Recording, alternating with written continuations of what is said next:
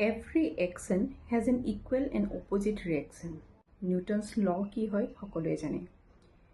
মই এই কথাৰ এইকাৰণে কৈছোঁ যিটো আমি সকলোৱে জানো যে তেওঁ এগৰাকী সাইন্টিষ্ট আছিল। এজন সাইন্টিষ্টে এইটো কথা প্ৰুভ কৰি থৈ গৈছে আগতে।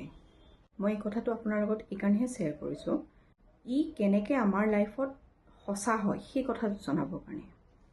ইউনিভাৰ্ছ আমি সকলোৱে জানো ব্ৰহ্মাণ্ড।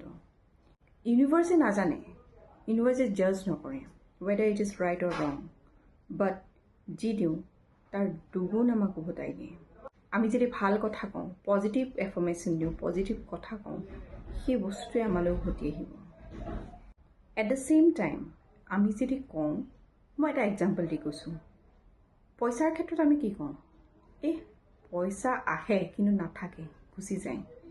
সেই যেতিয়া আমি কথাষাৰ ক'লোঁ যে পইচা আহেহে কিন্তু নাথাকে, গুচি যায়, সেই তেতিয়াই আমি ব্লকেজ ক্ৰিয়েট কৰিলোঁ। আৰু সেইটো just with a second click হয়, সেইটো সঁচা হৈ যায়, পইচাটো আমাৰ লগত নাথাকে। ইনষ্টেড অফ ডেট আমি এনেকৈতো ক'ব পাৰোঁ, উই আৰ এবাণ্ডেণ্ট, মই পইচাৰে পৰিপূৰ্ণ হৈ আছোঁ। তেতিয়া পইচা সঁচাকৈ আমাৰ লগত তিষ্ঠি থাকিব।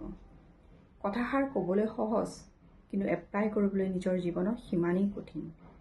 অৰ্থাৎ মই এটাই কথা ক'ব বিচাৰিছোঁ, আমি যেতিয়াই যি কথা কওঁ মুখৰে কেৱল পজিটিভ এফাৰ্মেশ্যন দিবহে লাগে। সি কওঁতে কওঁতে সি অভ্যাসলৈ পৰিণত হ'ব আৰু আমাৰ ছাবকনচিয়াছ মাইণ্ডে ক'ৰবাত নহয় ক'ৰবাত এইটো একচেপ্ট কৰিব যে য়েছ we are এবাণ্ডেণ্ট।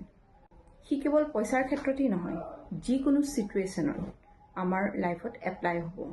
So' just try. খালি এটা কথাই মনত ৰাখিব, দেয়াৰ ইজ এ মেজিক, আৰু এই মেজিকটো ইউনিভাৰ্ছে কৰে, and we are the magician. So' just apply it in your life. Thank U.